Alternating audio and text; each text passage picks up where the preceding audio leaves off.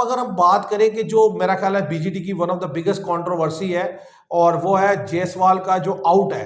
क्योंकि वो जब जायसवाल ने शॉट खेली, शॉट सिलेक्शन पुअर थी, नो डाउट कि वो डिमांड नहीं करती थी सिचुएशन इस तरीके का शॉट खेलना, लेकिन क्योंकि सनीको में वो एज नहीं आया, अंपायर ने जो है अपनी जो विजुअल एविडेंस देखा, उसकी बिना पर जो उनकी गट फीलिंग आई, जो डिफ्लेक्शन नजर आ रही थी हमें, उसकी बिना पर उन्होंने डिसीजन दिया कि जी ये आउट है। और जिसके ऊपर अब जाहिर है काफी लंबे अरसे तक एक डिबेट चलेगी, क्योंकि वो ऐसा एक टर्निंग पॉइंट था मैच का, जायसवाल का विकेट गिरना, कि उसके बाद तो फिर इंडिया जो है वो बिल्कुल ही जो है वो डाउन हो गया और वो संभल नहीं सका। आप उसके आउट को कैसे देखते हैं जायसवाल के? सबसे पहले बात करेंगे उसकी शॉट पे। देखिए जायसवाल ने शॉट खेला, नो डाउट कि गलत शॉट था, इस टाइम पे इस तरह की शॉट नहीं खेलनी चाहिए आपको। अच्छा चलिए, आपने शॉट खेल ली, अब अपील हुई तो एम्पायर ने आउट नहीं दिया। ठीक है, अब जब एम्पायर ने आउट नहीं दिया, ऑस्ट्रेलियन को था कि शायद ग्लव से टच है, बैट से टच है, तो उन्होंने रिव्यू ले लिया। अब जब रिव्यू लिया तो पैनिक तो पहले जायसवाल नज़र आए।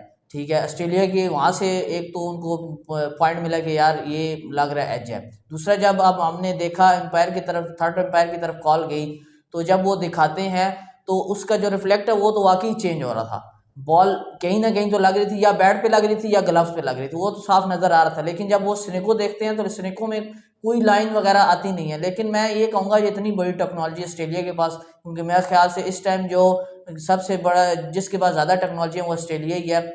तो वो हम कहते हैं पहले जैसे कुछ टेस्ट में ऑस्ट्रेलिया हॉटस्पॉट का इस्तेमाल किया करता था, अगर वो इस्तेमाल कर लिया जाता तो हो सकता कि ये कंट्रोवर्सी जो है ये ना चलती। ठीक है, अभी ये बहुत बड़ा पॉइंट रहेगा आने वाले वक्त में कि यार ये आउट था या नहीं आउट था। ठीक है, क्योंकि या तो टेक्नोलॉजी पे सवाल उठेंगे, भैया टेक्नोलॉजी काम नहीं की। ठीक है, हो सकता है मे भी उस टाइम इशू आए वो टेक्नोलॉजी में। ठीक है, लेकिन सवाल तो उठेगा। असल मसला ये है कि देखें, आपने टेक्नोलॉजी को जो है साइडलाइन किया और आपने अपने विजुअल एविडेंस को जो है ना प्रेफरेंस दी, और आपने कहा कि भाई ये आउट है। और जिसके ऊपर रवि शास्त्री ने भी बोला कि जब उनसे क्वेश्चन पूछा गया कि भाई आप इस आउट को कैसे देखते हैं, तो उन्होंने कहा इट्स अ फेयर डिसीजन, क्योंकि जेनुअनली डिफ्लेक्शन नजर आ रहा है, तो इसमें कोई ऐसी बात नहीं। और थर्ड अंपायर के पास ये अथॉरिटी होती है कि अगर वो टेक्नोलॉजी से सेटिस्फाई नहीं है और उनको जो फीलिंग उनकी है और वो देख रहे हैं, उनको लगता है ये चीज़ ऐसे हो रही है, तो उसके ऊपर डिसीजन दे सकते हैं। लेकिन एक ही पॉइंट जो है संजय मंजरेकर ने रेज किया, वो भी बड़ा वैलिड पॉइंट है। वो ये है कि देखें, आप जब टेक्नोलॉजी को लाते हैं तो आप कहते हैं कि यार हमारा जो 100% रिलाय है ना वो इस टेक्नोलॉजी पर है। कि देखें, जो केएल राहुल आउट हुए फर्स्ट टेस्ट मैच में, उसमें जब वो टेक्नोलॉजी ने शो किया सनीको में एज आ रहा था, हालांकि उसके ऊपर भी डिबेट ये थी कि जी जब बैट जो है पैड पे टच हुआ है, वो उसके जो है वो स्पाइक्स नजर आ रहे थे, तो वो ऐसा नहीं है कि बॉल हिट किया बैट पे। तो उसके ऊपर भी कंट्रोवर्सी थी, लेकिन अंपायर ने क्या कि क्योंकि भाई स्नीको में आ गया तो उन्होंने आउट दिया। अब यहाँ स्नीको शो नहीं कर रहा, लेकिन अंपायर कह रहा है कि मुझे जो है ना विजुअल एविडेंस लग रहा है कि गेंद जो है टच कर रहा है, और हमें भी लग रहा है। लेकिन फिर इट मीन्स कि आपने क्वेश्चन रेज कर दिया अगेंस्ट द टेक्नोलॉजी। अब फ्यूचर में ये है कि आप इस टेक्नोलॉजी को क्वेश्चन कर सकते हैं। आज से पहले तो कभी ऐसा नहीं हुआ ना कि टेक्नोलॉजी की एक चीज दिखा रही है और अंपायर ने उसके अगेंस्ट डिसीजन लिया हो, ऐसा नहीं होता। जो टेक्नोलॉजी दिखा रही होती है, चाहे वो ठीक है या गलत है, अंपायर उसके अगेंस्ट जो है उसके अकॉर्डिंग डिसीजन ले लेता है। तो इस चीज से जो है ना प्रॉब्लम क्रिएट होगी आने वाले मैचेस में, क्योंकि जाहिर है आप देखें ना, एक तरफ आपने केएल राहुल की दफा भी ऑस्ट्रेलिया को बेनिफिट दिया, आपने जायसवाल की दफा भी ऑस्ट्रेलिया को बेनिफिट दिया। बेनिफिट ऑफ डाउट ही है ना। देखिए, हम मुझे लग रहा है कि आउट है, अभी ये कोई और अंपायर बैठा होता थर्ड अंपायर, और जो इस चीज पे बिलीव करता कि भाई जो टेक्नोलॉजी है ना वो अल्टीमेट रोल प्ले करेगी, तो लिहाजा इसमें नहीं आया, मैं इसको नहीं मानता, मैं इसको नॉट आउट देता हूँ। और अगर वो नॉट आउट दे देते तो मैच का सिनेरियो डिफरेंट होता, क्योंकि वाशिंगटन सुंदर तो नॉट आउट गई है एंड में। जी जी बिल्कुल ऐसे ही है। अच्छा उन्होंने अपनी जो उनकी माइंड सेट थी ना, उस लिहाज से उन्होंने आउट दे दिया। ठीक है, अब उन्होंने उस टेक्नोलॉजी पे रिलाई नहीं किया। ठीक है, अगर टेक्नोलॉजी पे रिलाई करते तो फिर ये भी कंट्रोवर्सी चलनी थी कि यार इतना बड़ा रिफ्लेक्ट हुआ है, बॉल इतना मतलब सीधा जा रहा है, ठीक है, एकदम टर्न ले लेता है, तो कहीं ना कहीं तो लगी ही है। ठीक है, मेरे ख्याल से जो टेक्नोलॉजी वाला काम है इस पे अगर रिलाई करते तो आप बच सकते थे, क्योंकि आपने एक चीज़ अलाउ की हुई है। भाई टेक्नोलॉजी को आपने अलाउ किया है, वो अगर उसमें शो हो रही है चीज़, तो ठीक है डिसीजन ले लें आप। अगर उसमें शो नहीं हो रही तो आप बेशक टेक्नोलॉजी जो आपको बता रही है उसके ऊपर आप डिसीजन लें, लेकिन अब देखें इसके ऊपर आगे आने वाले वक्त में क्या डिसीजन लेते हैं। ज़ाहिर है असल में देखो होता ही है कि जब आप जैसे आपको याद हो कि तेंदुलकर के टाइम में जब ये पहली दफ़ा जब ये रिव्यू सिस्टम आया तो तेंदुलकर और यानी कि एज अ बैटर इसके अगेंस्ट था, वो रिव्यू सिस्टम के अगेंस्ट था। वो कहता था नहीं भाई ये जो नेचुरल इंस्टिंक्ट है अंपायर की उस पर जो वो डिसीजन दे दे वो ठीक है, ये गेम का मोमेंटम भी शिफ्ट हो जाता है तो ये मुनासिब नहीं है। इसी तरह इंडिया भी काफ़ी अर्से तक उसने रिव्यू सिस्टम अप्लाई नहीं किया, फिर जैसे जैसे मतलब सबने अडॉप्ट कर लिया उसके मुताबिक फिर वो उन्होंने भी किया। तो अभी भी ये है कि ज़ाहिर है टेक्नोलॉजी जब आप लाते हैं उसको मानते हैं तो फिर उसका मतलब ये है कि आज का डिसीजन जो है ना ये अब बेंचमार्क रहेगा आइंदा आने वाले कई डिसीजंस के लिए, कि जो अंदर बैठा अंपायर है उसके पास ये अथॉरिटी है कि अगर स्नीकों में या हॉटस्पॉट में या किसी भी चीज़ में उसको थोड़ा सा डाउट लगता है टेक्नोलॉजी में, इवन एलबीडब्ल्यू में लग रहा है या कोई ऐसी चीज़, तो फिर वो अपनी फीलिंग को देखते हुए मेरा ख्याल है फिर उसके ऊपर डिसीजन देगा। तो अब उसे कोई क्वेश्चन नहीं कर सकता, क्योंकि अब ये एक डिसीजन ऐसा आ गया है जिसको सामने रखकर जो है वो दूसरे लोग बात करेंगे कि भाई देखिए वो भी तो उसने दिया था ना, चाहे आउट था ठीक है भाई हमें भी लग रहा है कि वो डिफ्लेक्शन था, लेकिन ज़ाहिर है आपने एक चीज़ को अलाउ किया ना तो ये आपके पास कुशन था, थर्ड अंपायर के पास ये कुशन था कि अगर वो कह देता कि भाई ये नॉट आउट है तो उसे जब लोगों ने डिबेट करनी तो वो कह सकता था भाई डेफिनेटली कि मैं जो हूँ अंडर टेक्नोलॉजी के देख रहा हूँ चीज़ों को, तो ज़ाहिर है टेक्नोलॉजी मुझे शो नहीं कर रही तो लिहाजा मुझे नहीं अलाउ था कि मैं इसके आउट ऑफ द बॉक्स जाके बात करूँ। लेकिन एक अगर दूसरा एंगल देखा जाए जो ऑस्ट्रेलियन पर्सपेक्टिव है कि डिफ्लेक्शन थी बहुत ज़्यादा, एक होती है बड़ी माइनर सी डिफ्लेक्शन, आप उसको जो है निगलेक्ट कर सकते हैं, आप कह सकते हैं नहीं यार मुझे जज नहीं हुआ। अब डिफ्लेक्शन ऐसे है गेंद ऐसे पड़ता है ऐसे चला जाता है, अब इतना बड़ा शिफ्ट हो रहा है तो ज़ाहिर है आप अगर उसे नज़रअंदाज करेंगे तो वो तो डेफिनेटली फिर ज़ाहिर उसके ऊपर बड़ा डिबेट होगा। तो बात यह है कि शॉर्ट सिलेक्शन वो पुअर थी, ठीक है, उसी शॉर्ट सिलेक्शन की वजह से आप आउट हुए, और ज़्यादातर लोगों से जिनसे ओपिनियन लिया जाएगा वो सिर्फ इसको इस ये टेक्निकल बहस में उलझेंगे, अदरवाइज मेरा ख्याल है ज़्यादातर लोग श्योर होंगे कि ये आउट है, जैसे खुद रवि शास्त्री श्योर हैं कि हाँ भाई ये जी आउट थे। तो मेरा ख्याल है ये तो अब इसके ऊपर डिबेट रहेगी, आगे हम भी डिबेट करते रहेंगे। अस्सलाम वालेकुम viewers, welcome to all of you on my YouTube channel cric chat. मैं उम्मीद करता हूँ आप सब खैरियत से होंगे। तो जैसा कि आप जानते हैं इंडिया और ऑस्ट्रेलिया के दरमियान बीजीटी का 4th टेस्ट जो था वो गोइंग ऑन था मेलबर्न में, और बड़ा ही थ्रिलिंग एनकाउंटर रहा, लास्ट डे था आज उसका, और बड़ी ज़बरदस्त बैटल रही बैट और बॉल की, और इन दी एंड जो ऑस्ट्रेलिया ने गिरा लिया इंडिया को, और ऑस्ट्रेलिया ने ये जीत अपने नाम की, और इस तरीके से सीरीज़ में ऑस्ट्रेलिया अब 2-1 हो गया, और एक जो पॉइंट है वो इंडिया से आगे जा चुका है इस सीरीज़ में। और ऑस्ट्रेलिया के बीजीटी जीतने के जो इम्कान है वो बहुत ज़्यादा रोशन हो गए हैं। अगर सिडनी टेस्ट ड्रॉ होता है तब भी ऑस्ट्रेलिया जीत गया, और अगर ऑस्ट्रेलिया जीत लेता है तो फिर तो वैसे ही। तो इसका मतलब यह है कि अब ऑस्ट्रेलिया हमें काफ़ी हद तक आगे WTC के फाइनल में जाते हुए दिखाई दे रहा है, और इंडिया जो है वो नीचे चला गया। और पॉइंट टेबल पर भी अगर आप देखें तो इस वक्त जो पॉइंट्स चल रहे हैं उनमें 61% पे खड़ा है इस टाइम ऑस्ट्रेलिया, और जो इंडिया है वो 52 पे खड़ा है। तो इससे भी पता चल रहा है कि WTC के जो पॉइंट टेबल है उसमें वाज़े तौर पे डिफरेंस आ चुका है। अब इंडिया के लिए जो सिडनी टेस्ट है वो मस्ट विन गेम होने वाली है।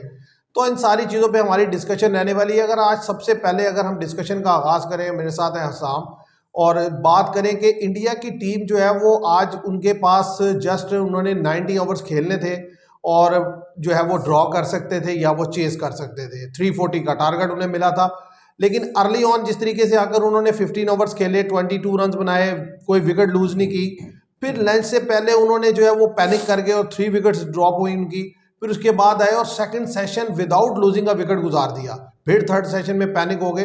तो मेरा आपसे ये क्वेश्चन है कि मतलब आप ये देखें कि एक फर्स्ट सेशन में आप पहले जो हाफ है यानी कि 1 आवर से ज़्यादा का गेम आप बेहतर खेलते हैं, उसके बाद फिर आप जो है वो आउट हो जाती हैं, 3 विकेट्स गिर जाती हैं, फिर सेकंड सेशन पूरा ही आप विदाउट लूजिंग अ विकेट निकाल देते हैं, और थर्ड सेशन में पूरी टीम बोल्ड आउट हो जाती है, और 10-12 ओवर पहले बोल्ड आउट हो जाती है। तो आप इसको कैसे देखते हैं? एक अच्छी बॉलिंग के लिहाज से देखते हैं या इंडिया की पुअर शॉट सिलेक्शन के हवाले से देखते हैं? नो डाउट कि ऑस्ट्रेलिया ने काफ़ी अच्छी बॉलिंग की है। जिस तरह कि इंडिया जब सुबह बैटिंग करने आया तो उनका एक ही माइंड सेट था कि हमने ड्रॉ के लिए जाना है। 15 ओवर खेले, 21 रन किए, मतलब काफ़ी इजी नज़र आए पिच पे। बॉलिंग तो अच्छी हो ही रही थी, लेकिन उनका एक ही माइंड सेट था कि हम ड्रॉ के लिए जा रहे हैं। लेकिन अचानक ही रोहित शर्मा एक ऐसी शॉट खेलते हैं जिसको इंडिया को बहुत भारी नुकसान उठाना पड़ता है, पहली विकेट गिरती है इंडिया की, ठीक है, मेरे ख्याल से वो शॉट उनका बनता नहीं था, क्योंकि जब आपका एक माइंड सेट है कि हम ड्रॉ करने के लिए जा रहे हैं तो उसके फिर शॉट मायने नहीं रखती। ठीक है, पहली विकेट वो गिरी, फिर उसके बाद के राहुल आए तो के राहुल को एक्स्ट्राऑर्डिनरी बॉल अच्छा पड़ा और विकेट निकल गई दूसरी जगह पे, 25 पे 2 हो गए। फिर विराट कोहली साहब आते हैं। विराट कोहली साहब वही पुरानी अपनी जो उनका चल रहा है, ऑफ स्टंप पे, फिफ्थ स्टंप पे जो उनको बॉल पड़ता है उसको ड्राइव के लिए जाते हैं तो वो अपनी विकेट दे देते हैं। इसी तरह देखें आप, लंच के लिए तकरीबन 1 से 2 ओवर रहते थे लंच होने के लिए, तो विराट कोहली अपनी विकेट थ्रो कर देते हैं। मतलब कि ऑस्ट्रेलिया ने जो बॉलिंग अपना अटैक शुरू के ओवर में कराया वो काफ़ी बेहतर था, लेकिन जब वो बैट्समैन सेट हुए तो फिर ऑस्ट्रेलिया ने विकेट नहीं ली बल्कि इंडिया के बैट्समैनों ने विकेट थ्रो कर दी। जब आपके 33 पर 3 हुए, लंच आ गया, उसके बाद बात करें जब लंच के बाद दोबारा इंडिया आया तो पंत और जायसवाल खड़े हुए थे। जैसे कि मैं खुद देख रहा था कि एक लूज शॉट नहीं खेली गई, मतलब बड़े सेंसिबल बैटिंग हुई। ठीक है, बड़े एहतियात से बैटिंग कर रहे थे और विकेट उन्होंने थ्रो नहीं की। ठीक है, उसके बाद अचानक टी आती है, टी के बाद अचानक आते हैं तो ऋषभ पंत ऐसी शॉट खेलते हैं जिसकी वजह से वो पिछली इनिंग में क्या कहते हैं गलत शॉट खेल के आउट हुए। इसी तरह इसी इनिंग में फिर वो पीछे फील्डर है और आप उठा के खेल रहे हैं जिसकी ज़रूरत ही नहीं है। जब आपका माइंड सेट ही ये है कि हमने रोकना है, हमने ड्रॉ करना है, उसके बावजूद आप ऐसी शॉटें खेलें जिसकी वजह से टीम को नुकसान हो। मेरा ख्याल से पैनिक की वजह वो बनी ऋषभ पंत की शॉट, जिसकी वजह से उसके बाद इंडिया संभल नहीं सका और विकेटें जगह जगह पर विकेटें गिरती रहीं। असल में आपने बिल्कुल सही कम्प्रीहेंसिवली डिटेल से एक्सप्लेन किया कि एक्चुअली मैच में हुआ क्या। असल में प्रॉब्लम ये है ना कि ये जो प्लेयर्स हैं इनका जो माइंड सेट है ना वो है अटैकिंग, तो ये अपने आप को बड़ी मुश्किल से कंट्रोल करके थोड़ी देर के लिए रख भी लेते हैं ना, तो फिर किसी ना किसी मोमेंट पर आकर जो है वो लूज शॉट खेलते हैं। आप देखें ऋषभ पंत का वो शॉट जो था वो रवि शास्त्री ड्यूरिंग टी जब डिस्कशन में थे तो वो बार बार ये बोल रहे थे कि इवन जो ऑस्ट्रेलियन कमेंटेटर थे वो ये कह रहे थे कि इंडिया को विन के लिए जाना चाहिए, क्योंकि उन्हें भी पता था कि इंडिया विन के लिए जाएगा तो विकेट निकलेगा। तो वो बार बार ये कह रहे थे, जिस पर रवि शास्त्री ये कह रहे थे कि हम जो है वो किसी किस्म का जो है ना गेट ओपन नहीं करेंगे ऑस्ट्रेलिया के लिए और ना ही हमें करना चाहिए, क्योंकि अगर यहाँ पर 1-2 विकेट गिरती हैं तो ऑस्ट्रेलिया कम बैक कर लेगा मैच में और फिर ऑस्ट्रेलिया को कंट्रोल करना बड़ा मुश्किल होगा और मैच आपके हाथ से निकल जाएगा। लेकिन यही गलती ऋषभ पंत ने आने के ठीक 3-4 ओवर के अंदर कर दी। आप देखें जब टी से आए तो 35 या 36 ओवर बोल्ड आउट होने थे सेशन में और उसमें से 3-4 ओवर इन्होंने खेल लिए और उसके बाद देखें ट्रेविस हेड को आप शॉट खेल रहे हैं जो कि एक पार्ट टाइमर बॉलर है और जिसको लाए वो इसलिए है कि ऑस्ट्रेलिया बेबस हो गया था। देखें आप पार्ट टाइमर 2 ही वजह से लेकर आते हैं, एक जब आपने कोई बॉलिंग एंड चेंज करना हो तो आप लगा लेते हैं या न्यू बॉल ड्यू हो रहा हो, अदरवाइज यही होता है कि अच्छा यार अब ज़ाहिर बॉलर को क्या दिखाएं, वैसे ही और चांस लेके देखते हैं, हल्का बॉलर लगाते हैं शायद ये कोई काम कर दे, और उन्होंने इसे यूज़ किया और उन्होंने उसे डिलीवर करके दिया। और इसमें कसूर बॉलर का नहीं है, यानी कि बॉलर की क्वालिटी नहीं थी, ऋषभ पंत ने वो शॉट सिलेक्शन गलत है। देखिए 2 फील्डर ऑलरेडी उन्होंने दायरे से बाहर खड़े किए हुए हैं, आपके सामने 33-32 ओवर दें, आप थ्रू आउट द डे जिस तरीके से बैटिंग कर रहे हैं साफ पता चल रहा है, रिफ्लेक्ट हो रहा है कि आप ड्रॉ के लिए जा रहे हैं। फिर ऋषभ पंत की शॉट, विराट कोहली की शॉट, इवन जायसवाल की शॉट और इसके साथ साथ जो रोहित शर्मा की शॉट है, ये 4 जो प्लेयर्स आउट हुए हैं क्रूशल, इन्होंने चारों ने जो शॉट सिलेक्शन थी मेरे लिहाज से वो इंतहाई पुअर शॉट सिलेक्शन थी। तो जाहिर है जब आप इस तरह के मैच में जो इतना टफ सिचुएशन का मैच है जिसमें 2 बराबर की टीम आपस में compete कर रही है, तो ऐसी सिचुएशन में अगर आप क्रूशियल मोमेंट पर आकर अपनी विकेट थ्रो करेंगे तो आप अलाउ करेंगे सेकंड टीम को कि आपके ऊपर जो है वो चार्ज करे, और उन्होंने फिर देखें आपको हिलने नहीं दिया। 33 आवर्स में से आपकी टीम जब विकेट गिरनी शुरू हुई तो 23 आवर्स में पूरे नहीं खेले और अभी न्यू गेट ड्यू होने में भी 1 ओवर रहता था और आपकी सारी टीम जो है वो बोल्ड आउट हो गई। तो इसमें सबसे बड़ा जो प्रॉब्लम था व्यूअर्स, मैं समझता हूं जो मेरे सब पैनलिस्ट हैं कि भाई शॉर्ट सिलेक्शन जो थी ना वो बहुत ही पुअर थी, वो अप टू द मार्क नहीं थी, अकॉर्डिंग टू द सिचुएशन नहीं थी। और इसमें एक चीज़ और जो आज के टेस्ट मैच में भी और प्रीवियस इंडिया के मैचेस में हमें वाज़े तौर पर नजर आई है, वो है इंडिया की टीम का पैनिक करना, खासतौर पर जो बैटिंग कोलैप्स है। अगर बड़े बड़े बैटिंग कोलैप्स देखें तो आप न्यूजीलैंड के अगेंस्ट जिस तरीके से ये पहले मैच में 47 फॉर ऑल आउट हो गए, उसी टेस्ट मैच की दूसरी इनिंग्स में जब ये बहुत अच्छा जा रहे थे जैसे न्यू बॉल ड्यू हुआ फिर ये कोलैप्स कर गए। इसी तरह जो थर्ड टेस्ट मैच की जो लास्ट इनिंग्स थी उसका कोलैप्स देख लें तो मतलब, और ये यहाँ पर देख लें, ठीक है, इसी तरीके से आप उधर देख लें क्या कहते हैं जो पहला टेस्ट मैच पर्थ का हुआ एडलीड में देख लें, मतलब जहाँ जहाँ इंडियन बैटर्स के ऊपर प्रेशर आ रहा है ना, एकदम से उनकी सारी विकेट्स गिरती हैं और वो पूरा का पूरा जो है ना मिडल ऑर्डर क्लैप्स कर जाता है और जो है मैच जो है वो खत्म हो जाता है। इसको कैसे देखते हैं आप? इसको मैं इस तरह देखूंगा, देखें आप जो प्रेशर है ना ये आप अपने ऊपर खुद लाते हैं। ठीक है, अब आपने भी मैच देखा, मैंने भी देखा, आप ये देखेंगे विराट कोहली और शर्मा की विकेट जो है, ठीक है, वो ऑस्ट्रेलिया ने नहीं निकाली, वो आपने खुद दी। अब दोनों बड़े नाम हैं, ठीक है, अब जब आपके दो बड़े नाम चल नहीं रहे तो ऑटोमेटिकली आपकी टीम के ऊपर प्रेशर आएगा। ठीक है, अच्छा वो दोनों निकल गए, उसके बाद आप देखें अगला सेकंड सेशन देखें तो विकेट नहीं गिरती, बड़ा इजी, हमें यही लग रहा था कि ड्रॉ हो जाएगा। ठीक है, फिर आप आते हैं, फिर आप एक ऐसी शॉट खेलते हैं जिसकी वजह से फिर टीम पे प्रेशर आ जाता है। मतलब कि जो पैनिक हो रहे हैं वो भी अपनी वजह से ही हो रहे हैं, ना कि दूसरी टीम एफर्ट कर रही है कि यार हम इनको पैनिक में लाएं। ठीक है, अपनी ही शॉट की वजह से, अपनी पुअर शॉट सिलेक्शन, अपनी माइंड सेट की वजह से पुअर, उसकी वजह से हम खुद पैनिक हो जाते हैं। अब देखें नीचे जो लड़के आ रहे हैं, ठीक है, वो लड़के जैसे हमने ऑस्ट्रेलिया का लोअर ऑर्डर देखा उनका, हमने वो आखिरी विकेट पे 50 रन की पार्टनरशिप लगी। अगर इनको हम देखें तो इनके ऊपर उन इसमें बात करेंगे पैट कमिंस की कप्तानी पे भी, उन्होंने क्या कप्तानी की और उसके ऊपर प्रेशर डाल के रखा जो उनका लोअर ऑर्डर था। इसी तरह होता है, मेन जो टीमें होती हैं, बड़ी टीमें होती हैं, वो इस चीज़ को समझती हैं। ठीक है, अच्छा जो हम बात कर रहे हैं इसके पैनिक होने की, अब उनके जो बॉलर हैं उनके वो इस लेवल के नहीं है कि वो इस प्रेशर को अपने ऊपर ऑब्जर्व कर सकें, लेकिन वो इसी वजह से देखें आप, जो आखिरी 2-3 विकेटें हैं वो मेरे ख्याल 2 से 3 ओवर में निकल गई हैं। मेरे ख्याल से ये है कि जो पैनिक की वजह है वो इनके अपने ही प्लेयर हैं। हाँ, इसमें तो कोई शक की बात नहीं, जिस तरीके से आपने एलेबोरेट किया कि भाई जो मेन प्लेयर हैं आपके, वो जब क्रूशियल मोमेंट पर आकर खुद विकेट थ्रो करेंगे तो it means you are allowing the other team to participate और टू डोमिनेट ऑन यू, कि मतलब आप अलाउ कर रहे हैं उनको सिंपली, क्योंकि देखे ना जब ऋषभ पैंट थे तो बॉडी लैंग्वेज ऑस्ट्रेलिया की डाउन थी जिस टाइम जायसवाल और वो खेल रहे थे, और इवन कमेंटेटर्स को देख लें ऑस्ट्रेलियन जिस तरीके से वो गुफ्तगू कर रहे थे, साफ पता चल रहा था कि यार उन्हें भी लग रहा है कि यार अब जो है ना चीज़ जो है ना वो ड्रॉ की तरफ जा रही है, क्योंकि 33 ओवर्स रह गए हैं, 7 विकेट्स इन हैंड है, तो ज़रा उन्हें भी पता है कि जीतने के लिए तो नहीं लिया जाएगा, 238 रन चेस करना, तो वो ड्रॉ ही करेगा, रोकेगा तो वो इजीली रोक लेगा, क्योंकि बॉल एक्स्ट्राऑर्डिनरी कोई पड़ नहीं रहा। आप एक ऐसी विंडो ओपन करते हैं, आप एक ऐसा डोर ओपन करते हैं गलत शॉट खेलकर, कि उसके बाद ऑस्ट्रेलिया जो है वो आप पर हावी हो जाता है, और वो फिर एक के बाद एक कुछ अच्छा ही बॉल पड़ते हैं कुछ। अच्छा उसमें भी देखें लास्ट 7 विकेट्स में भी 2 गलत शॉट्स हैं आपकी, एक ऋषभ पंत की, एक जायसवाल की। अब ये 2 गलत शॉट खेली हैं आपने, उसके अलावा बाकी ज़ाहिर टेल बनती है। उनमें से 2 बैटर थे, एक जडेजा थे, एक नीतीश रेड्डी, उनको उन्होंने अच्छे बॉल पड़े, उनको उन्होंने निकाल लिया। तो कहने की बात ये आपने अलाउ किया उनको कि आप वो पर वो डोमिनेट करें। और इसके साथ साथ मैं इस चीज़ पर भी बात करना चाहूँगा, देखें ऑस्ट्रेलिया ने जब बैटिंग कर रहा था तो उनकी जो गेम अवेयरनेस है ना, जो सेंस है गेम के बारे में, वो मेरा ख्याल है किसी और लेवल पर है। ये सब कॉन्टिनेंट में हमारे लड़के इस चीज़ में जो है ना मार खाते हैं। आप देखिए जब तक क्रीज पर मौजूद थे लेबुस्चेन, उन्होंने बुमराह फेस नहीं करने दिया पैट कमिंस को, और पैट कमिंस ने तब बुमराह फेस किया जब लेबुस्चेन आउट होकर चले गए। फिर उन्होंने जब तक वो क्रीज पर रहे उन्होंने नेथन लाइन को बुमराह फेस नहीं करने दिया या मिचेल स्टार्क को फेस नहीं करने दिया।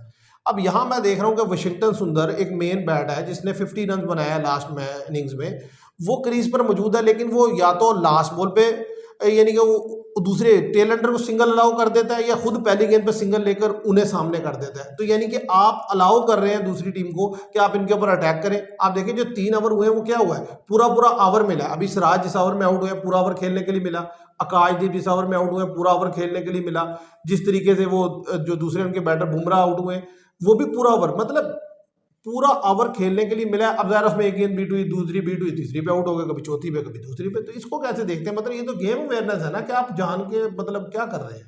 देखें आप ऑस्ट्रेलिया को देखें, उन्होंने आखिरी विकेट पे, 8वीं विकेट पे भी मेरे ख्याल 20-22 की रन की पार्टनरशिप लगाई, उससे 9वीं विकेट पे भी आपने 50 रन की पार्टनरशिप लगा ली। ठीक है, इसके बरक्स अगर इंडिया को हम देखें तो वो उनके 7 आउट होते हैं तो उसके बाद वो पार्टनरशिप लगा ही नहीं पाते। उसकी वजह ये है कि आपके एक एंड पे बैट्समैन खड़ा है और एक एंड पे टेल एंडर है। ठीक है, आप उनको अलाउ कर रहे हैं टेल एंडर को, भाई आप पूरा पूरा ओवर खेलें।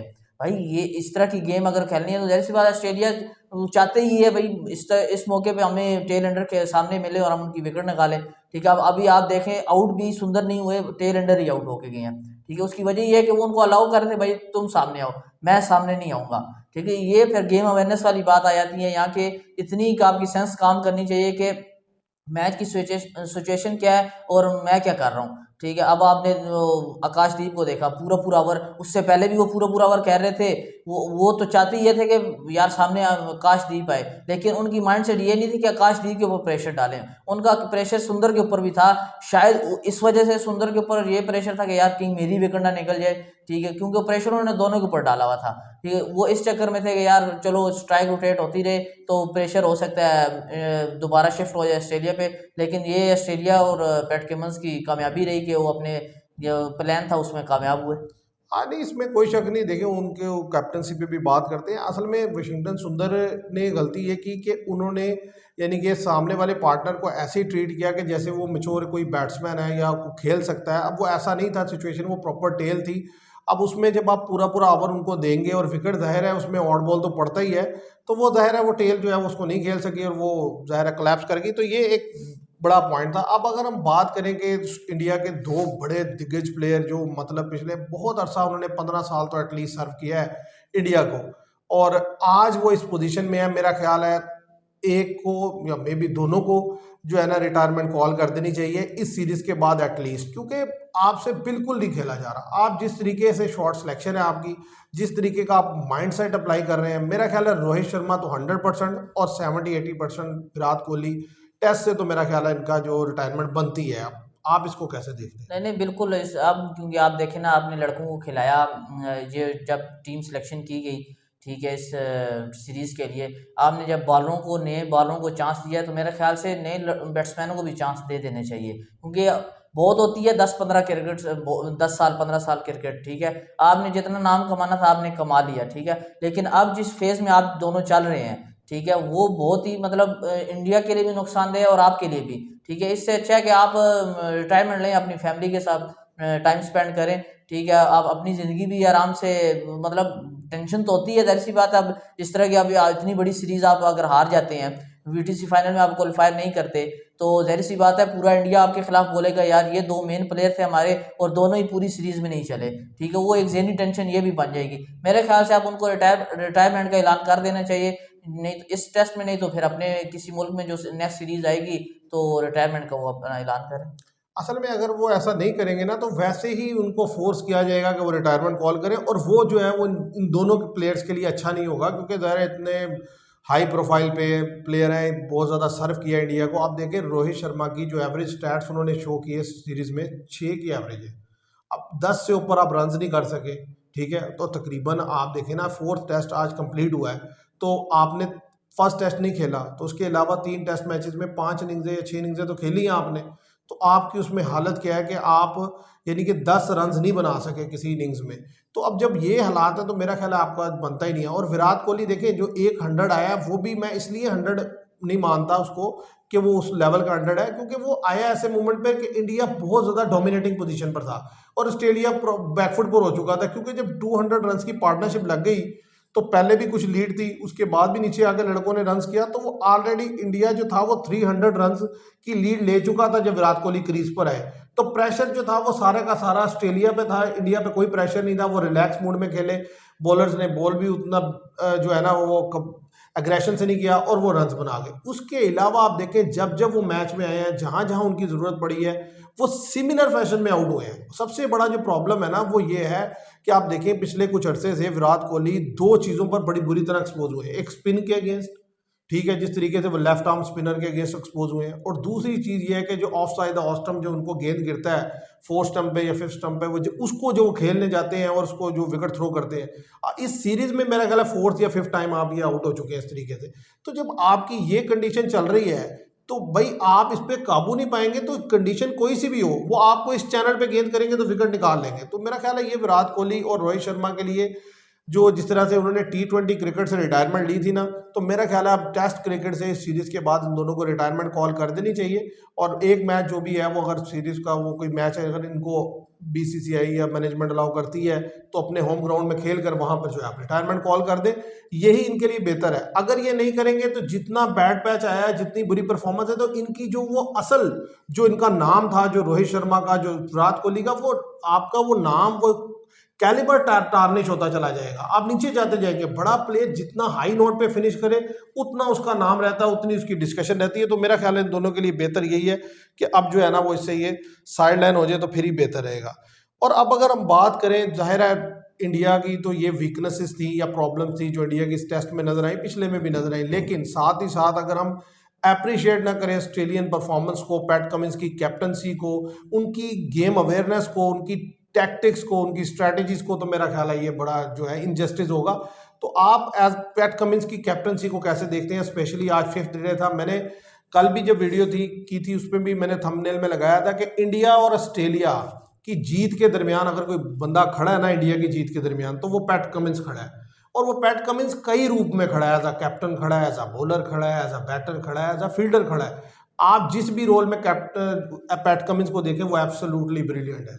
आप ये देखें ना, सिर्फ ये सीरीज ही नहीं, पैट कमिंस की काफ़ी पीछे आप मैच उठा के देख लें, world cup, even world cup उठा के देख लें आप, वो आपको एक कमिटमेंट के साथ नजर आएंगे। ठीक है, उन्होंने जो एक तैयार कर लिया मैंने ये काम करना है, वो फिर करके छोड़ते हैं। जैसे कि इस सीरीज से पहले जो उन्होंने अपने आप को शो किया, ठीक है, जो उनके बयानात आ रहे थे वो बिल्कुल अपने बयानात पे पूरा उतर रहे हैं। वो इंडिया को बातों से भी मार रहे हैं, बैटिंग से भी मार रहे हैं, बॉलिंग से भी मार रहे हैं, बिल्कुल इंडिया के माइंड से खेल रहे हैं इस टाइम। वो देखिए, आप ग्राउंड के अंदर एक कप्तान की निशानी ये होती है कि पता चले कप्तान कौन है।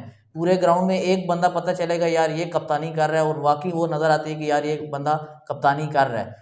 जैसे कि अब हम पाकिस्तान साउथ अफ्रीका की बात करें तो वहाँ पता ही नहीं चलता, रिव्यू लेना हो तो 6 बंदे खड़े हैं, उनके अंदर पता ही नहीं चलता यार कप्तान कौन है। ठीक है, यहाँ ये होता है कि पैट कमिंस को आप देखें वो बॉलर के साथ साथ रहते हैं, हर बात पे पूछ रहे होते हैं यार क्या हो रहा है। ठीक है, रिव्यू लेना वो भागते हुए कीपर के पास चले जाते हैं। ठीक है, मतलब कप्तान की ये खुद होना चाहिए यार, कीपर उस कप्तान की तरफ आए, कप्तान कीपर की तरफ जाए, यार क्या हुआ, क्या मामला था, पैड को लगी, एज हुआ नहीं हुआ, मतलब ये काफ़ी हेल्पफुल होता है कप्तान के लिए, टीम के लिए।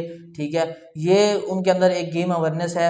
आप वर्ल्ड कप देखें, आप बाकी सीरीजें उठा के देख लें, जहाँ जहाँ उन्होंने मतलब अपने आप को कमिटमेंट शो किया वो पूरे उतरे हैं उसके ऊपर। इसमें कोई शक नहीं, जितनी कमिटमेंट उनके अंदर नजर आती है, जितना एग्रेशन है और जितना मतलब उनके पास पेशेंस है, देखिए अजीब किस्म का उनके अंदर जो है ना अमेजिश नजर आती है। पैशन भी है, अग्रेशन भी है, और साथ ही साथ पेशेंस भी है। कि मतलब ये दोनों चीज़ें साथ मिलना बड़ा मुश्किल होता है कि आप सब्र भी कर रहे हैं और एग्रेशन भी। मतलब वो जहाँ अग्रेशन दिखाना होता है एग्रेशन दिखाते हैं, जहाँ पेशेंस शो करना होता है पेशेंस शो करते हैं। पेशेंस आपने देखना है तो वो उनकी लाइन और लेंथ में देखें कि वो एक ही जगह पर जिस बैट्समैन को फंसाना होता है फिर उधर गेंद किए चले जाते हैं, किए चले जाते हैं और वहाँ से विकेट निकाल लेते हैं। और फिर अग्रेशन जहाँ पे शो करना होता है, जहाँ पे शॉर्ट पिच बॉलिंग करनी है, फील्ड क्लोज लेनी है। आज देखें आज जिस तरीके की फील्ड सेट की है उन्होंने टेल एंडर्स के अगेंस्ट, बहुत आला तो थी। बड़ी इंस्पायरिंग फील्ड सेट दी। कि मतलब मोस्टली ये होता है कि आप टेल के अगेंस्ट आगे फील्ड प्लेस करते हैं और जो दूसरा बैट्समैन होता है उसको अलाउ करते हैं सिंगल्स। उन्होंने इसका एक डिफरेंट टैक्टिक लगाई, उन्होंने जो बैट्समैन को भी अलाउ नहीं किया, उसके ऊपर भी जो है सारे फील्डर चढ़ा के रखे ताकि वो भी अंडर प्रेशर रहे। और मैं समझता हूँ इसी चीज़ ने जो है ना वाशिंगटन सुंदर को भी डबल माइंड किया कि मैं स्ट्राइक जो है चेंज करूं कि ना करूं। तो ये इसमें कोई शक नहीं कि भाई इस सीरीज से पहले भी ये डिस्कशन थी, सीरीज के दौरान भी और एंड पे भी होगी कि पैट कमिंस जो है ना एब्सोल्युटली ब्रिलियंट है as a player, as a captain, तो उसमें कोई शक नहीं और है। दूसरा मेरे ख्याल से पैट कमिंस का जो है ना, वो इंडिया की टीम को पढ़ चुके हैं। उन्होंने जो फाइनल हराया उनको, उनके अपने ग्राउंड में, उनके अपने क्राउड के अंदर। दूसरा अब ये सीरीज चौथा टेस्ट खत्म हुआ, मतलब 4 टेस्ट काफ़ी होते हैं। वो इस टाइम इंडिया की टीम को पढ़ चुके हैं, वो एक एक बंदे को जानते हैं, ये बंदा कहाँ फंसेगा, इसके खिलाफ क्या स्ट्रेटजी अपनानी है। मेरे ख्याल से ये एक पॉइंट भी पैट कमिंस के पास है। नहीं, इसमें कोई शक नहीं, वो वैसे ही बड़े शार्प माइंड के हैं। आप देखें कि वो यानी कि जितनी तेज़ी से प्रोएक्टिव अप्रोच के साथ फील्ड चेंज करते हैं, अपने जो फील्डर्स को राइट जगह पे प्लेस करते हैं, जैसे बॉलिंग रोटेशन करते हैं। अब आप देखें कि उन्होंने जो यानी कि अभी न्यू बॉल ड्यू होने में 3-4 आवर्स लेफ्ट थे, तो ऐसी सिचुएशन में उन्होंने इस चीज़ का इंतजार नहीं किया कि भाई जब न्यू बॉल ड्यू होगी तो हम अटैक करेंगे। उन्होंने अटैक अपना जारी रखा और उन्होंने खुद को जो है बैकफुट पे ले गए, मिचेल स्टार्क को भी हटा दिया और साथ बुलैंड को ले आए। और बुलैंड देखें आप, उन्होंने जब जब बुलैंड को गेंद दी है बुलैंड ने डिलीवर करके दी है।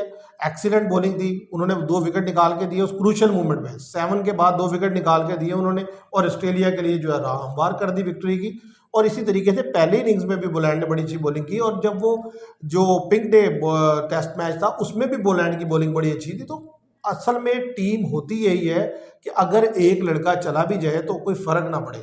आप देखें वो जैसे आप बैकअप प्लान की बात करते हैं कि यही बैकअप प्लान है ना कि अगर एक लड़का इंजर्ड हो गया तो आपके पास उसका बैकअप प्लान है। कैमरन ग्रीन नहीं खेला पूरी टेस्ट सीरीज, लेकिन इवन देन मिचेल मार्श को वो खिलाते रहे।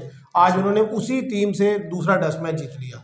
तो आपके पास जो दूसरी टीम्स के पास या इंडिया के पास जो असल चीज़ है वो है बैकअप प्लान ही नहीं था इस सीरीज के लिए, कि आप जो सिलेक्शन करके लेके गए आपको आज भी नहीं पता कि कौन से 11 जो है वो सूटेबल है किस कंडीशन के लिए। आपने 2 स्पिनर खिलाए, ठीक है, जबकि आप वाशिंगटन सुंदर से 1 ओवर करवा रहे हैं दूसरी इनिंग में, पहली इनिंग में भी 8-10 ओवर करवा रहे हैं और खातिर खा कोई स्पिनर का गेंद निकला भी नहीं। आप 5th डे में देख लें, नेथन लाइन ने 1-2 विकेट लिए हैं, लेकिन कोई बॉल तो एक्स्ट्रा ऑर्डिनरी नहीं था, नॉर्मल सा डिलीवरी थी, को लो रह गई या थोड़ा बहुत टर्न हो गया। तो कहने की बात यह है कि आपने फिर 2 स्पिनर कैसे खिला लिया? आप एक प्रॉपर बैट्समैन खिला सकते थे या आप एक पेसर खिला सकते थे, क्योंकि जब तक आप ऑस्ट्रेलिया को बोल्ड आउट नहीं करेंगे तो आप मैच कैसे जीतेंगे? आप देखें ना आपके साथ दूसरी इनिंग में क्या हुआ कि 9 विकेट गिर गए। अब आपके तीनों बॉलर थक चुके थे और आप न्यू गेंद लेने के बावजूद जो है इंडिया को आउट नहीं कर सके। तो अब यह है कि जाहिर है जैसे कि इंडिया टेस्ट मैच हार गया है, तो पॉइंट टेबल पे अगर हम एक नज़र डालें तो इस वक्त जो ऑस्ट्रेलिया है वो 61% के हिसाब से खड़ा है और जो इंडिया है वो 52 पर है। और इंडिया के लिए जो सिडनी है वो मस्ट विन गेम है, क्योंकि अगर इंडिया वो जीतेगा तो इंडिया 56 पे जाएगा और ऑस्ट्रेलिया जो है 57 पे आ जाएगा। फिर इंडिया के लिए ये है कि श्रीलंका जो है वो एटलीस्ट दोनों टेस्ट या तो ड्रॉ कर दे या कम से कम एक टेस्ट में ऑस्ट्रेलिया को डिफीट दे और एक ड्रॉ कर दे, जो कि बड़ा यानी कि मुझे सरप्राइजिंग लगेगा। तो पहले तो ऑस्ट्रेलिया को सिडनी में हराना मुश्किल है, फिर ऑस्ट्रेलिया श्रीलंका में जाके दोनों टेस्ट हार जाए या एक हार जाए और एक ड्रॉ हो जाए, ये भी बड़ा मुश्किल है।